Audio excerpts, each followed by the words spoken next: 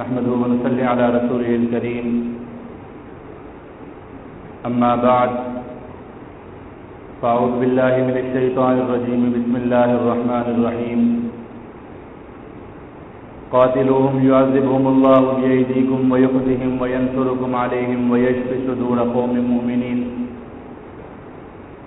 ويذهب غيظ قلوبهم ويتوب الله على من يشاء والله عليم حكيم صدق الله العظيم قال النبي صلى الله عليه وسلم عليكم بالجهاد في سبيل الله فإنه باب من أبواب الجنة يذهب الله به الهم والغم أو كما قال عليه الصلاة والسلام۔ میرے واجب القدر بھائیو، دوستو، بزرگو، گزشتہ جمعۃ المبارک سے ہمارا موضوع نبی اکرم صلی اللہ علیہ وآلہ وسلم کے غزوات چل رہے تھے کہ آپ صلی اللہ علیہ وآلہ وسلم کی زندگی میں جو غزوات ہوئے ان کی کیا تفصیل ہے، اور خصوصاً آپ صلی اللہ علیہ وآلہ وسلم کا جو مدینہ طیبہ کا دور ہے وہ تمام کا تمام دور جہادی دور ہے۔ نبی اکرم صلی اللہ علیہ وآلہ وسلم نے مدینہ المنورہ سے قیام کے دوران اپنے شب و روز کن حالات میں گزارے اور کتنی محنت اور مشقت فرمائی، اور اسی محنت اور مشقت کا نتیجہ ہے کہ آج الحمدللہ میں اور آپ یہاں پر مسلمان بیٹھے ہوئے ہیں۔ نبی اکرم صلی اللہ علیہ وآلہ وسلم پر جیسا کہ میں نے گزشتہ جمعۃ المبارک میں عرض کیا تھا کہ سن 2 ہجری میں جہاد فرض ہوا، اور آپ صلی اللہ علیہ وآلہ وسلم نے زبردست قسم کی جنگی حکمت عملی تیار فرمائی، اور ان کافروں کے خلاف، دنیا بھر کے کفر کے خلاف آپ صلی اللہ علیہ وآلہ وسلم نے جہاد کی منصوبہ بندی فرمائی، اور اس منصوبہ بندی میں کئی قسم کی چیزیں تھیں، کئی قسم کے منصوبے اور تجاویز اور حکمتیں تھیں۔ کہیں تو آپ صلی اللہ علیہ وآلہ وسلم نے قافلوں کو تیار فرما کر حملہ کرنے کے لیے بھیجا، اور دوسری طرف نبی اکرم صلی اللہ علیہ وآلہ وسلم نے ان کافروں کی معیشت کو نقصان پہنچانے کے لیے اور ان کے راستوں کے امن کو ختم کرنے کے لیے، تاکہ دنیا میں یہ کھلی ہوئی تجارت کرتے نہ پھریں اور دنیا میں یہ امن کی حالت میں نہ رہیں، اور دنیا میں جو ان کی تجارت ہے اور ان کی جو معیشت ہے اس کو کمزور کیا جائے، اس کے لیے آپ صلی اللہ علیہ وآلہ وسلم نے ان کے تجارتی قافلوں کو نشانہ بنایا،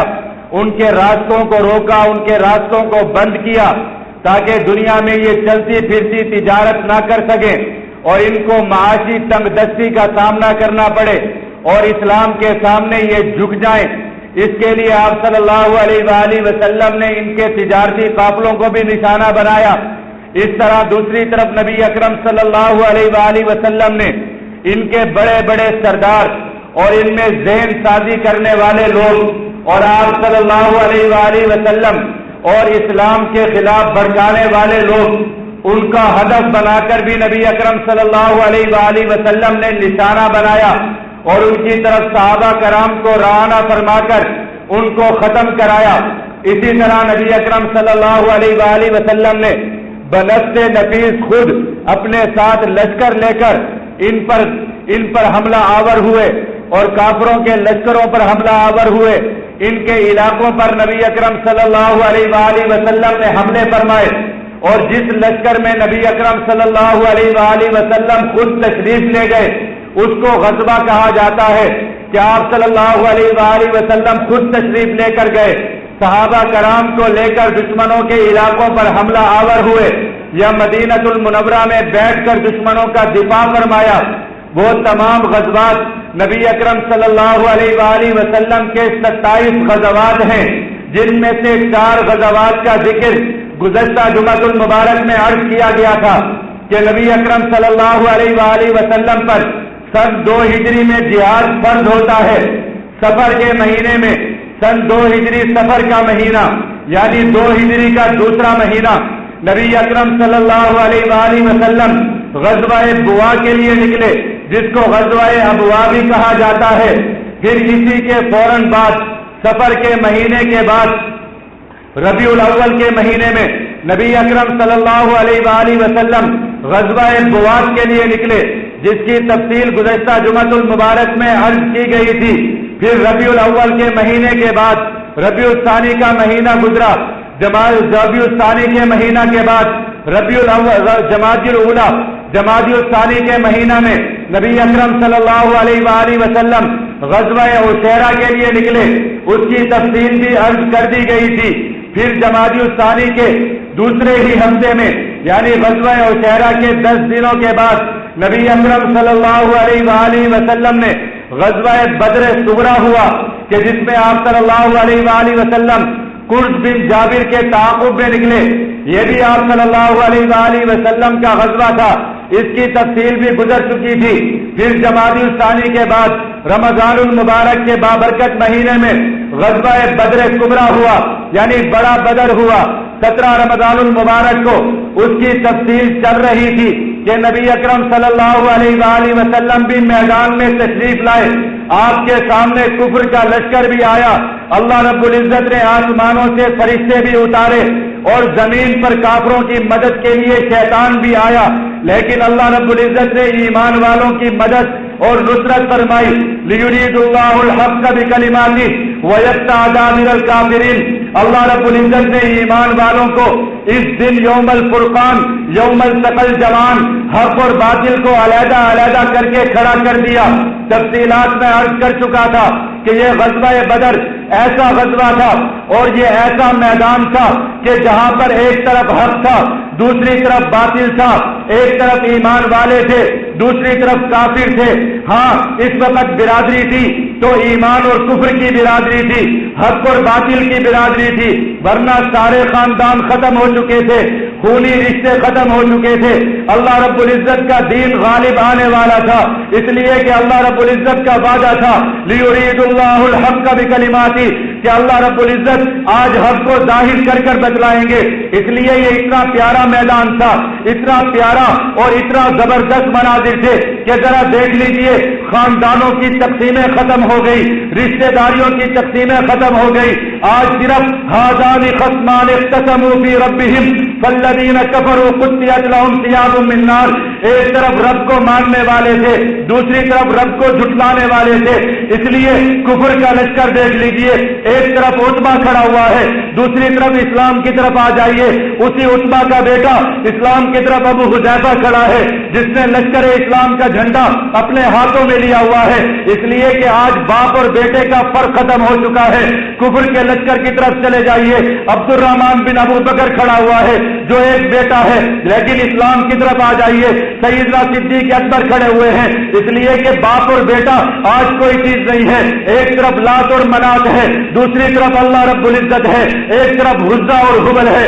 دوسری طرف رب کائنات ہے۔ آج سارے رشتے داریاں ختم ہو چکی ہیں، ایک طرف سیدنا علی المرتضیٰ ہیں، اسلام کا جھنڈا لے کر اسلام کے سپہ سالار بن کر کھڑے ہیں، دوسری طرف اپنا ہی بھائی عقیل بن ابی طالب کھڑا ہوا ہے، لیکن رشتے داریاں ختم ہو چکی ہیں۔ ایک طرف سیدنا حمزہ رضی اللہ تعالیٰ عنہ تلوار لے کر کھڑے ہوئے ہیں، دوسری طرف اپنا ہی بھائی عباس کھڑا ہوا ہے، لیکن رشتے داریاں نہیں ہیں۔ آج صرف رب کو ماننے والے ہیں، رب کے لیے جمع ہو گئے، رب آسمانوں پر خوش ہو گیا، رب نے آسمانوں سے فرشتے اتارے، ہاں جبرائیل امین بھی اترے، میکائیل بھی اترے، اسرافیل بھی اترے۔ اللہ کے نبی نے فرمایا میں جبرائیل کو آسمانوں سے اترتا ہوا دیکھ رہا ہوں، جو اپنے ہاتھوں میں گھوڑوں کی لگامیں پکڑ کر آئے ہیں۔ پھر زمین پر مارکا گرم ہو گیا، کافروں کے شاہ سوار بھی آ گئے، ایمان والے بھی آ گئے، عتبہ شیبہ اور ولید آ گئے، آ کر کہنے لگے ایمان والوں آ کر مقابلہ کرو۔ پیارے آقا کی زبان سے نکلا علی میدان میں آ جاؤ،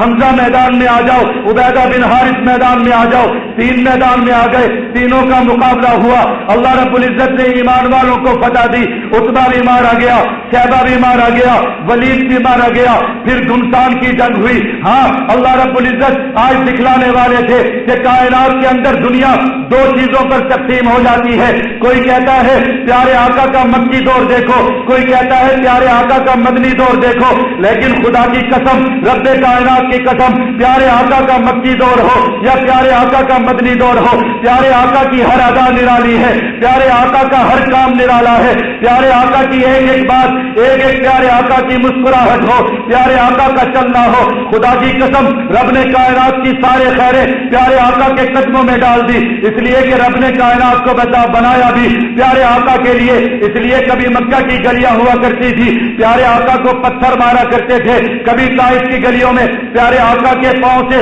खून निकला करता था। हाँ, जाओ जाकर मक्का की बातें करने वालों, जाकर देखो मक्का की सरजमीन पर, तुम्हें चश्मे फलक वो नजारे देखता हुआ नजर आएगा जो कायनात में कोई बर्दाश्त नहीं कर सकता। हाँ, मक्का की गर्म रेत पर बिलाल हबशी को घसीटा जाता था, जहां से उनके दिल से सिर्फ आहट आहट की आवाज निकला करती थी। इसी मक्का की सरजमीन पर सहाबियात के टुकड़े किए गए, किसी की आंखें निकाली गई, किसी के जिस्म को ऊंटों के साथ बांधकर चीर दिया गया, प्यारे आका की बेटी को इसी मक्का की सरजमीन पर मारा गया। वो उमैया बिन खल्फ भी था, वो अबू जहल भी था, जो गंदगी लाकर प्यारे आका पर डाला करता था। हाँ, उस वक्त भी प्यारे आका थे जिनकी मुट्ठी में पत्थर भी कलमा पड़ते थे, जिनके इशारे पर शजर भी कलमा पड़ते थे। आज बदर के मैदान में वही प्यारे आका हैं, वही उमैया बिन खल्फ है, वही अबू जहल है, लेकिन नजारे बदल गए। आज हालात बदल गए, आज मिजाज बदल गए। आज अबू जहल को देखो,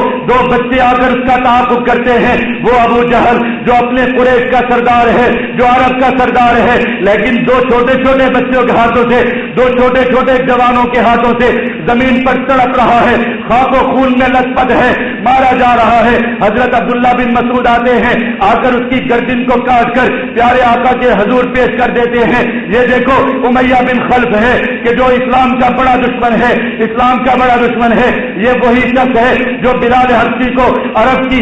मक्का की तपती हुई रेत पर घसीटा करता था, उनके सीने पर पत्थर रखकर उनके जिस्म को जलाया करता था। आज वही उमैया बिन खल्फ है, मैदान बदर के अंदर है। बिलाल हबशी की आंखें उसको तलाश कर रही हैं। अचानक नजर आ जाता है, बिलाल हबशी कहते हैं, बिलाल आज तेरी जिंदगी का फायदा ही नहीं है अगर उमैया बिन खल्फ बच जाता है। बिलाल अपनी तलवार लेकर निकलते हैं। सहाबा में से हजरत अब्दुर्रहमान बिन औफ उसको बचाने की कोशिश करते हैं, लेकिन नहीं, बिलाल ने आकर उसको कत्ल किया। उमैया बिन खल्फ भी मारा गया, जमीन पर खाको खून में लथपथ पड़ा हुआ है। हाँ, मैदान बदर के अंदर मुशरिकीन मक्का के 70 सरदार मारे गए, 70 लोग मारे गए, 70 कैदी कर दिए गए। लियुरीदुल्लाहुल हक़्क़, इसलिए कि अल्लाह रब्बुल इज्जत आज हक को जाहिर करने वाला है। आज रब ने दिखा दिया। हाँ, प्यारे मोहम्मद अरबी सल्लल्लाहु अलैहि वसल्लम अपने हाथों में पत्थर लेते हैं, वो पत्थर मक्का की सरजमीन पर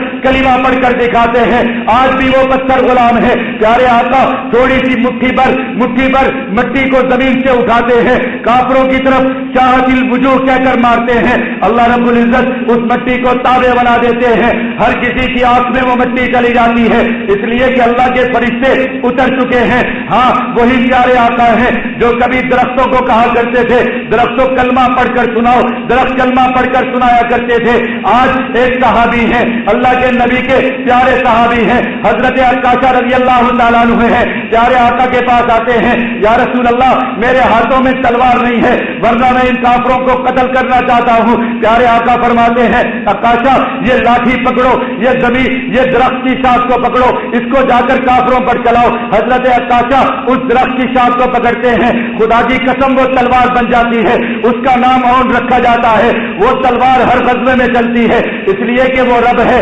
जो शाख वालों को, जो डंडों वालों को, जो छोटे छोटे लश्करों को बड़े बड़े लश्करों पर फतह देता है। कम मिन फियतिन कलीलतिन गलबत फियतन कसीरतन बिइज़्निल्लाह। हाँ, लेकिन दीवाने ऐसे हैं, परवाने ऐसे हैं, प्यारे आका पर मर मिटने वाले ऐसे हैं। जाकर देखो प्यारे आका के लश्कर में एक उमैर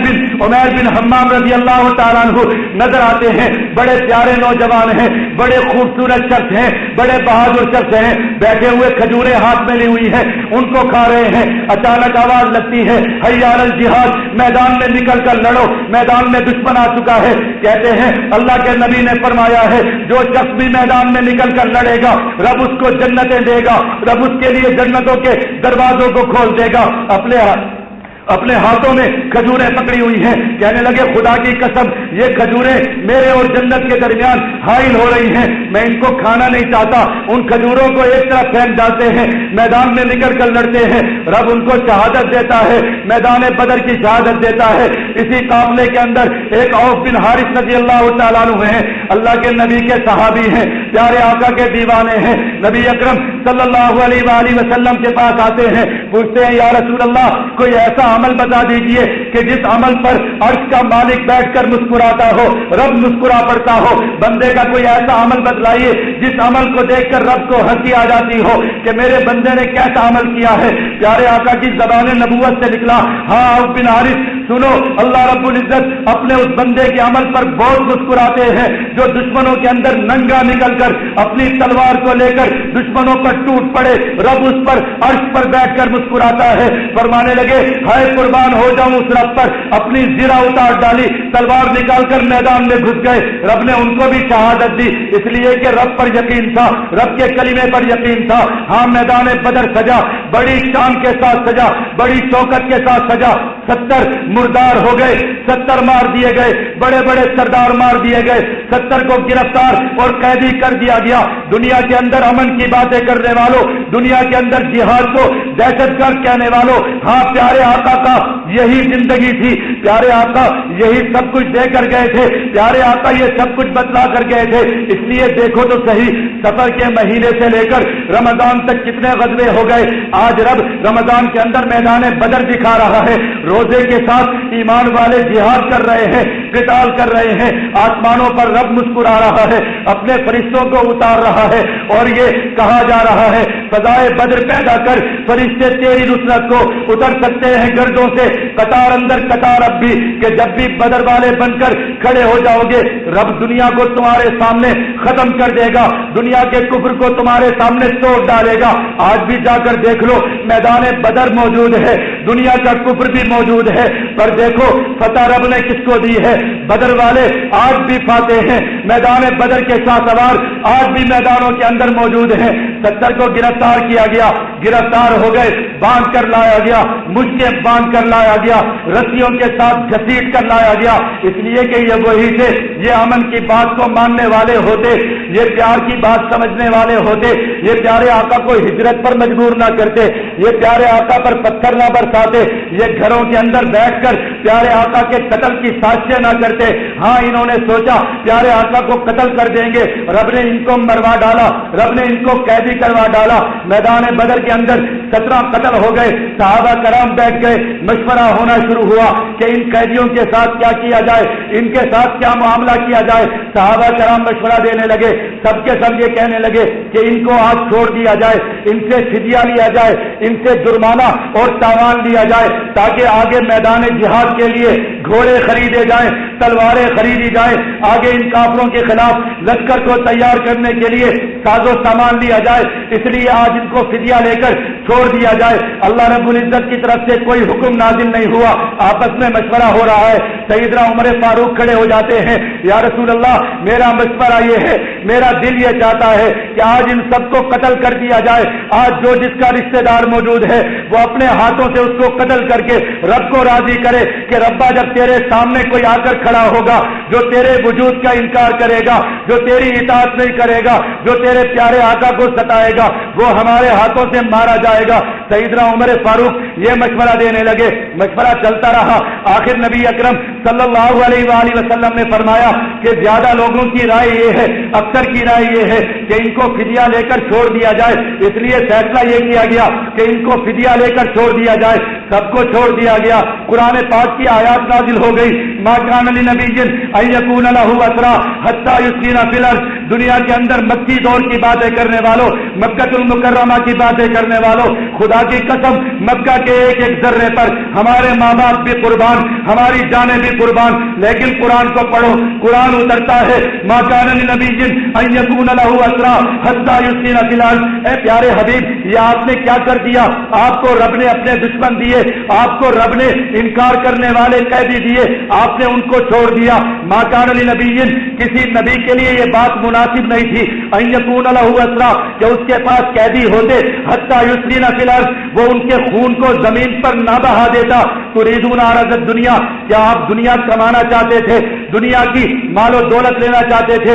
واللہ یرید الآخرہ، لیکن رب یہ چاہتا تھا آپ ان کو قتل کرتے، رب آپ کو اس کے بدلے میں جنتیں دیتا، رب آپ کو اس کے بدلے میں فتوحات دیتا، رب آپ کو اس کے بدلے کے اندر شان و شوکت دیتا، دنیا کا غلبہ دیتا، لیکن فرمایا نہیں، لولا کتاب من اللہ سبق لمسکم فیما اخذتم فیہ عذاب عظیم۔ پیارے حبیب کو ڈانٹا جا رہا ہے، آقا مدنی صلی اللہ علیہ وآلہ وسلم جن کے لیے ساری کائنات کو بنایا اور سنوارا گیا، آج رب کائنات کی طرف سے ان کو ڈانٹ پڑ رہی ہے، اس لیے کہ اپنے پیاروں کو ڈانٹ پڑا کرتی ہے، اپنے پیاروں کو چھوٹی چھوٹی باتوں پر بڑی بڑی سزائیں دیا جاتی ہیں۔ اللہ فرماتے ہیں اے پیارے حبیب، لولا کتاب من اللہ سبق لمسکم فیما اخذتم فیہ عذاب عظیم، اگر ہم یہ فیصلہ نہ کر چکے ہوتے کہ ہم آپ کو کبھی عذاب کے اندر مبتلا نہیں کریں گے تو آج ہم آپ کو اس بات پر عذاب کے اندر مبتلا کر دیتے۔ پیارے آقا رو پڑے، فرمانے لگے میں رب کے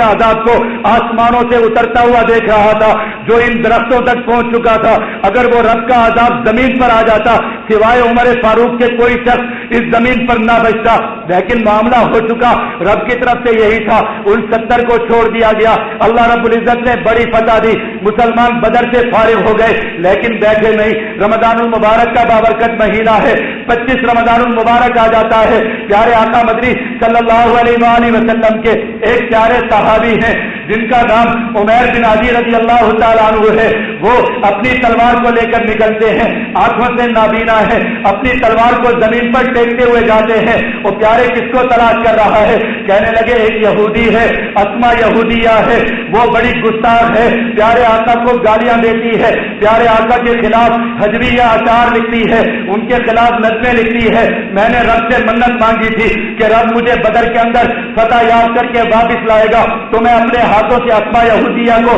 جا کر قتل کروں گا۔ آنکھوں سے نابینا ہے، اپنی لاٹھی کو اپنی تلوار کو ٹیکتے ہوئے اسما کے گھر پہنچ گئے، اس کو تلاش کرتے ہوئے اس کے بچوں کو ایک طرف ہٹا کر اس کے سینے میں تلوار گاڑ دی، ایسی گاڑی کے زمین تک چلی گئی۔ اللہ کے نبی کے گستاخ اس مردار عورت کو مردار کر کے واپس آئے۔ ہاں یہ اسلام کا مزاج ہے، آج ایمان والوں پیارے آقا کی توہین کی جاتی ہے، پیارے آقا کے نام کو فٹ بالوں پر لکھ کر اچھالا جاتا ہے، پیارے آقا کے خاکے بنائے جاتے ہیں، ایمان والے صرف سڑکوں پر نکل کر گاڑیاں چلاتے ہیں، ٹائر چلاتے ہیں۔ ذرا جا کر دیکھو مدینہ میں اس نبینا صحابی کو جو کیسا تڑپا اور اس نے نہیں دیکھا کہ میری آنکھیں ہیں یا نہیں ہے، جا کر اسما یہودیہ کو قتل کر دیا، پیارے آقا کو آ کر بتایا یا رسول اللہ اس کو قتل کر دیا ہے۔ پیارے آقا نے فرمایا او ایمان والو، اگر زمین پر کسی ایسے شخص کو دیکھنا چاہتے ہو کہ جس نے رب کی اور اس کے رسول کی غائبانہ مدد کی ہے، جس سے رب بڑا راضی ہے، تو اس کو دیکھا کرو،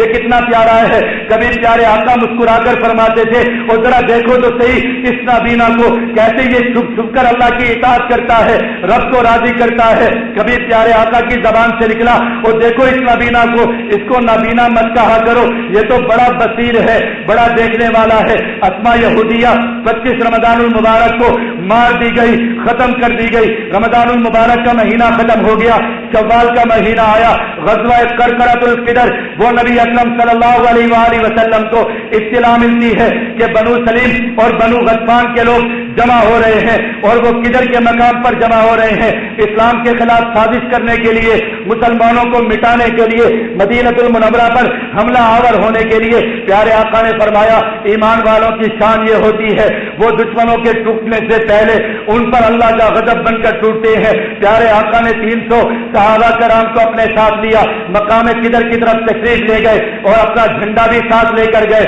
ان کو مارنے کے لیے، ان کو قتل کرنے کے لیے۔ پیارے آقا روانہ ہوئے، دشمنوں کو پتا چلا نبی اکرم صلی اللہ علیہ وآلہ وسلم کا جیسے محمد چل پڑا ہے، محمد عربی کا لشکر چل پڑا ہے، دم دبا کر بھاگ گئے، خائب و خاسر ہو کر بھاگ گئے، منتشر ہو گئے۔ پیارے آقا وہاں پر پہنچے، آپ صلی اللہ علیہ وآلہ وسلم نے وہاں جا کر کچھ دن قیام فرمایا، وہاں سے واپس آ گئے، لیکن ختم نہیں ہوا معاملہ۔ نبی اکرم صلی اللہ علیہ وآلہ وسلم شوال کے مہینے میں ہی واپس آئے، غزوہ کرکرۃ القدر بھی ہو گیا، اللہ نے فتح دے دی۔ اچانک پیارے آقا کی زبان سے نکلا، من لی بہذا الخبیث، اور لوگوں کو تم میں سے کوئی ایسا شخص ہے کہ جو ایک خبیث شخص ہے، ایک بڑا یہودی ہے جس کو ابو عیش کہا جاتا ہے، بڑا خناس اور خبیث ہے، کوئی ایسا شخص ہے ملی جو میرے لیے، میری حرمت کے لیے، میری شان اور میری عظمت کے لیے جا کر اس کو قتل کر دے، اس کو ختم کر دے۔ ایک صحابی رسول حضرت سالم بن عمیر کھڑے ہو گئے، فرمانے لگے یا رسول اللہ، بڑی تڑپ تھی، دل میں یہ خواہش بھی تھی کہ کبھی اس خبیث کو جا کر قتل کروں گا۔ رات کی تاریکی میں چلے گئے، اس کے گھر میں گھس کر ابو اس کو قتل کر آ گئے۔ پیارے آقا بڑے خوش ہوئے، لیکن شوال کا مہینہ چل رہا ہے، شوال کی 15 تاریخ آ گئی، ابھی آدھا مہینہ گزرا ہے۔ پیارے آقا غزوہ بنو قینقاع ہوا، نبی اکرم صلی اللہ علیہ وآلہ وسلم، یہود کا ایک قبیلہ جس کو بنو قینقاع کہا جاتا ہے، بڑے بہادر اور بڑے جنگجو لوگ ہیں، بڑی شجاعت والے لوگ ہیں، مدینہ المنورہ کے مضافات میں رہتے ہیں، زرگری کا کام کرتے ہیں، سونار کا کام کرتے ہیں، سونے کا کام کرتے ہیں، بڑے مالدار ہیں۔ پیارے آقا چلے گئے، ان کے بازار میں جا کر ان سے کہنے لگے، او یا معاشر اليہود، او یہودیو سنو میری بات، اللہ رب العزت کے کلمے کو مان لو، اللہ کے دین کو مان لو، اللہ وحدہ لا شریک کو مان لو، اس لیے کہ تمہاری تورات بھی یہی کہتی ہے، تمہاری انجیل بھی یہی کہتی ہے، اگر نہیں مانو گے تمہارے خلاف تلوار نکالی جائے گی، تمہیں قتل کیا جائے گا۔ ہنسنے لگے، کہنے لگے مشرکین مکہ کو، مکہ کے قریش کے لوگوں کو جو لڑنا نہیں جانتے تھے، جو تجربہ کار نہیں تھے، ان کو میدان بدر میں شکست دے کر کیا تم یہ سمجھتے ہو کہ پوری دنیا کے لوگوں کو شکست دے دو گے؟ تمہارا واسطہ اگر ہم سے پڑے گا، ہم تمہیں بہت ماریں گے، ہم لڑنا بھی جانتے ہیں، ہم قتل کرنا بھی جانتے ہیں، ہم میدانوں کے شاہ سوار اور بہادر بھی ہیں، آتے ہو آؤ میدانوں میں آ کر نکلو۔ پیارے آقا نے فرمایا ضرور میدانوں میں مقابلہ ہوگا۔ پیارے آقا نے 450 صحابہ کرام کو مدینہ المنورہ سے لیا، حضرت ابو لبابہ بن عبد المنذر کو نبی اکرم صلی اللہ علیہ وآلہ وسلم نے مدینہ المنورہ میں اپنا قائم مقام بنایا، بنو قینقاع کا جا کر محاصرہ کیا۔ جب پیارے آقا کے لشکر کو آتا ہوا دیکھا، میدان میں لڑنے کی بجائے، میدان میں کھڑا ہونے کی بجائے اپنے قلعوں میں جا کر بند ہو گئے، محصور ہو گئے۔ پیارے آقا نے محاصرہ کیا، شوال کے 15 شوال کو محاصرہ کیا گیا، 17 دن تک پیارے آقا نے ان کا محاصرہ رکھا، ان کے قلعوں کا محاصرہ رکھا۔ ذوالقعدہ کا مہینہ شروع ہو گیا، اپنے قلعوں سے تنگ ہو کر، شکست خوردہ ہو کر، اپنے قلعوں سے ہاتھ باندھ کر، ہاتھ اٹھا کر نکل آئے، اس لیے کہ جب میدان والے نکلتے ہیں، آج بھی جا کر پوچھو، کشمیر کی پہاڑیوں سے پوچھو، جا کر افغانستان کے کوہساروں سے پوچھو، جاؤ جا کر عراق کے صحراؤں پر دیکھو، تمہیں ہر وقت دین کے دشمن ہاتھ اٹھا کر سرنڈر کرتے ہوئے، تسلیم کے نعرے لگاتے ہوئے نظر آئیں گے۔ بنو قینقاع کے لوگ بھی ہاتھ اٹھا کر تسلیم ہو کر آ گئے کہ فرمائیے ہمارے لیے کیا حکم ہے؟ پیارے آقا نے کہا تمہیں قتل کیا جائے گا، تمہیں مارا جائے گا، لیکن منافقین موجود ہیں جو ان کو بچانے والے موجود ہیں، جو ہر دور میں امن کی باتیں کرنے والے، ہر دور میں مسلمانوں کو کہنے والے کہ ذرا شرم کرو، ذرا یہ بات کرو، ذرا اخلاق کا دامن تھامو، سب کچھ بھول جاتے ہیں۔ آج کے کالم نگار، آج کے ٹی وی پر بیٹھنے والے اینکر جب یہ باتیں کرتے ہیں اور دنیا میں دہشت گردی پھیل گئی، دنیا میں ایمان والوں نے فلاں کو ختم کر دیا، انہوں نے فلاں جگہ پر جنگ کر دی، اور جاؤ تمہیں بھول جاتے ہیں۔ جا کر پوچھو ان سے کافروں سے کہ وہ کوسوو کے مسلمان، وہ صومالیہ کے مسلمان بچیاں کہ جن کی 15 لاکھ بچیوں کو تم نے کنٹینروں کے اندر بھر کر جلا ڈالا، ان کی لاشوں کو سمندروں میں بہا ڈالا، تب تمہارا اخلاق کہاں گیا تھا؟ تم نے میرے فلسطین کو خون کر ڈالا، تم نے میری فلسطین کی بچیوں کو خاک و خون میں لت پت کر ڈالا، تب تمہارا اخلاق کہاں تھا؟ تم نے مسلمانوں کی بستیوں کو تہس نہس کر ڈالا، تم نے عراق کی سرزمین پر مسلمانوں پر ڈیزیکیٹر جیسے بم مارے، B-52 طیاروں کی بمباریاں کی، تب تمہارا اخلاق کہاں تھا؟ تم نے ہمارے گجرات کے بچوں کو چڑھائیوں کے اندر تل کر ان کی ماؤں کو ان کا گوشت کھلایا، تب تمہارا اخلاق کہاں تھا؟ تم نے کشمیر کی بچیوں کے جسم سے کپڑے لوچے، ان کے دوپٹے لوچے، ان کی عزتوں کو تار تار کر کے تم نے درختوں پر لٹکایا، تب تمہارا اخلاق کہاں تھا؟ یہ منافق تب بھی کھڑے ہوئے، کہنے لگے بنو قینقاع والوں کو چھوڑ دیا جائے، پیارے آقا کی منتیں کرنے لگے۔ عبداللہ بن ابی جیسے لوگ پیارے آقا کی زبان سے نکلا، جاؤ دفع ہو جاؤ، آج تمہیں چھوڑا جاتا ہے۔ بنو قینقاع والوں کو جلا وطن کر دیا گیا، ان کو نکال دیا گیا، ختم کر دیے گئے، ان کو ختم کر دیا گیا، ان کو نکال دیا گیا۔ اللہ کے نبی کو غنیمتیں ملی، فتوحات ملی، اللہ رب العزت نے فتح دی۔ غزوہ بنو قینقاع بھی ہو گیا، ذی قعدہ کا مہینہ گزر چکا، نبی اکرم صلی اللہ علیہ وآلہ وسلم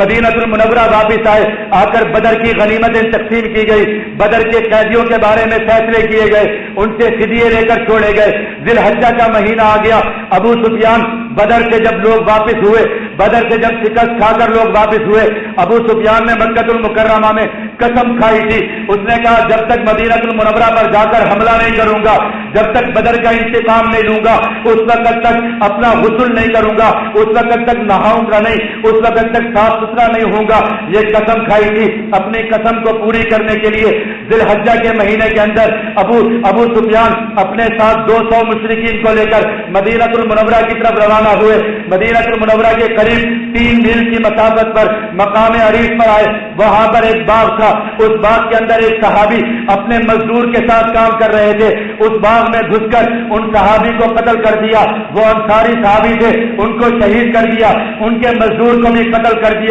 اور یہ کر کے یہ سمجھا کہ میں نے مدینہ المنورہ پر حملہ کر کے اپنی قسم کو پورا کر لیا ہے، اور یہ کہہ کر وہاں سے واپس بھاگ پڑے۔ نبی اکرم صلی اللہ علیہ وآلہ وسلم کو اطلاع ملی کہ مدینہ المنورہ کی مضافات کے اندر یہ ہوا ہے۔ آپ صلی اللہ علیہ وآلہ وسلم 200 صحابہ کرام کو لے کر ابو سفیان کے تعاقب میں نکلے، لیکن ابو سفیان نکل گیا۔ یہ غزوہ سبیل کہا جاتا ہے۔ ابو سفیان جب بھاگ رہا تھا اس وقت اس کے اونٹ پر ستو کے تھیلے تھے جن کو وہ لے کر آیا تھا، اپنا وزن ہلکا کرنے کے لیے ان ستو کے تھیلوں کو پھینکتا چلا گیا۔ پیارے آقا مدنی صلی اللہ علیہ وآلہ وسلم نے ان ستو کے تھیلوں کو اٹھایا، اس لیے اس غزوہ کو غزوہ سبیل کہا جاتا ہے۔ اللہ رب العزت نے یہاں پر بھی فتح دی، بغیر جنگ کے فتح دی، بغیر لڑائی کے فتح دی۔ غزوہ سبیل کے اندر بھی نبی اکرم صلی اللہ علیہ وآلہ وسلم کو فتح ملی۔ 5 ذی الحجہ کو آپ صلی اللہ علیہ وآلہ وسلم روانہ ہوئے، 8 کو واپس آئے، 9 ذی الحجہ کو